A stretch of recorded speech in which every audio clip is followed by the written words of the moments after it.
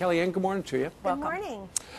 There was a terrible news story on Friday where an alleged white supremacist opened fire in a couple of mosques in New Zealand. At least 50 people were killed.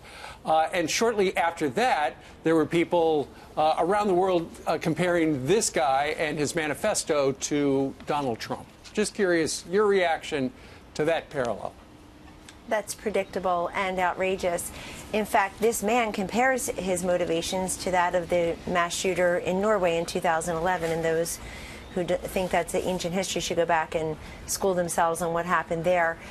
Also, this president condemns hate and evil and bigotry, and we will continue to do so. People should feel safe, but they should especially feel safe in their places of worship, and we've seen far too often where that is not the case.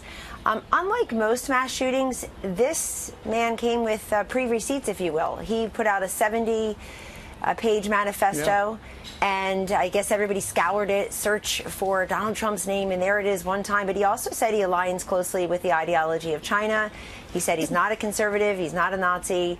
I think he referred to himself as an eco-naturalist or an eco-fascist.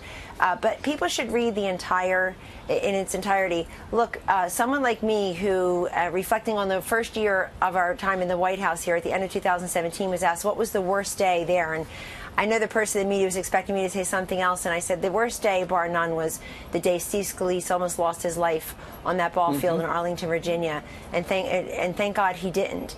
But we didn't run around saying, gee, the guy said he watches MSNBC or he's a Bernie supporter. Nobody should do that. Nobody should blame folks other than the evil, hateful shooter. And I think our ambassador, the U.S. ambassador to New Zealand, Scott Brown, former senator from Massachusetts, put it very well yesterday when he says you don't give a platform or credibility to someone who's, quote, rotten to the core.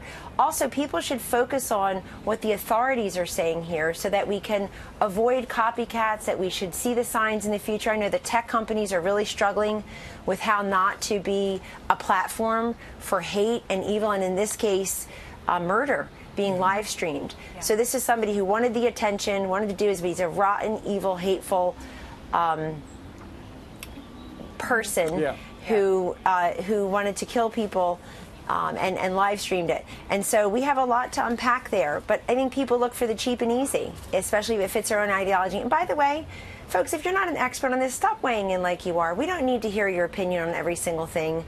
And instead, read what the authorities are saying. See what our Secretary of Homeland Security is saying, which was there was no credible threat, thank God, to over the weekend to our mosques here in this country. But we stand with our Muslim brothers and sisters. We stand with people of every faith who are trying to, and I think the treatment of Chelsea Clinton was outrageous and ignorant and tremendously unfair. She should not have been yelled at by those people and blamed for this massacre any more than any other person should be, except the evil, pathetic, horrible, hateful man who did this. Kellyanne, I want to get to the fight for border security that's continuing. All of us trying to figure out what the next step is going to be for the president to get the water bill. Obviously, recently, he vetoing a resolution that would have aimed to block his declaration, his emergency declaration.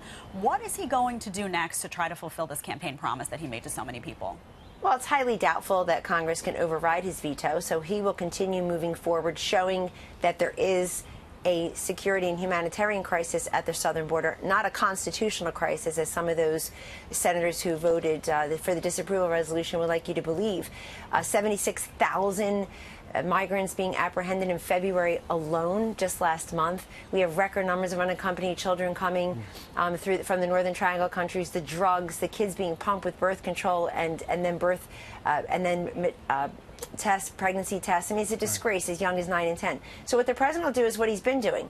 He can use, as you know, we start with the $1.75 billion that was in the original bill, but added to that the asset forfeiture money from Treasury, the drug money that was committed at DOD can go here. And then after he taps into that roughly $4.45 billion, then you look at some of the what we call the 2808, the military construction projects, another $3 billion plus change there. Now that $8 billion plus for the steel slat barrier, the border wall, the physical barrier that we need so that you can't go under it, over it, around it, or through it.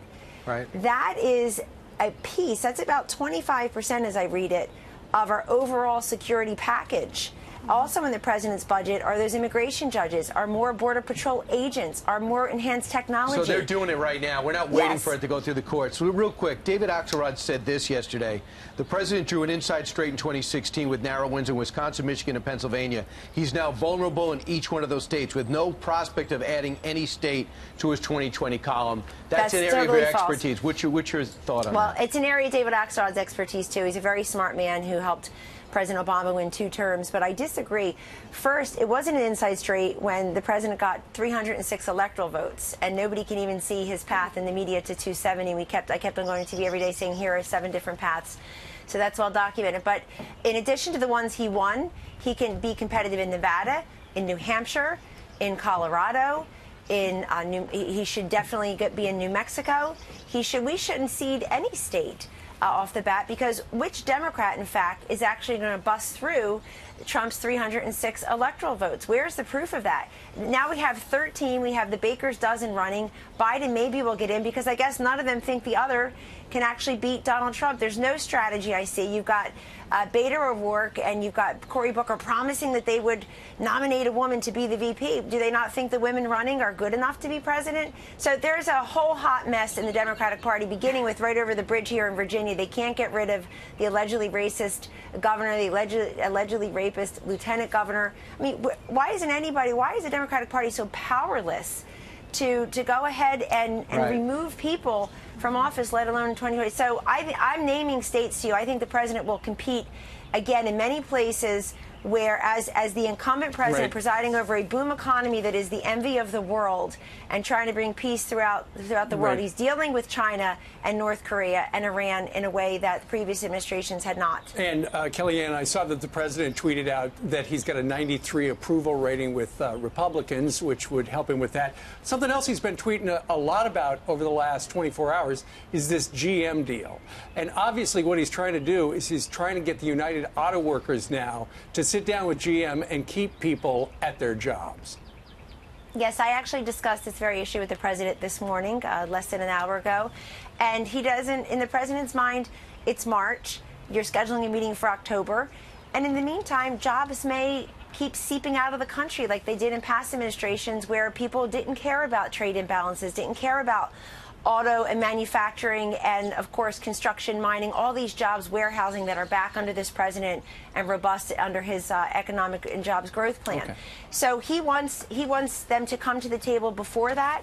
The urgency the president feels is that he wants the auto companies to continue to stay here and return here, because he knows that that is a bedrock part of the U.S. economy and continue to be. So when you tell a businessman, non-politician, we're going to meet 7 months from now, he's just saying, can we accelerate and have the meetings sometimes faster? All right. Well, let's see what they do. All right, Kellyanne, thank you very much. Thanks, Kellyanne. Thank you. Great day. Have a great week.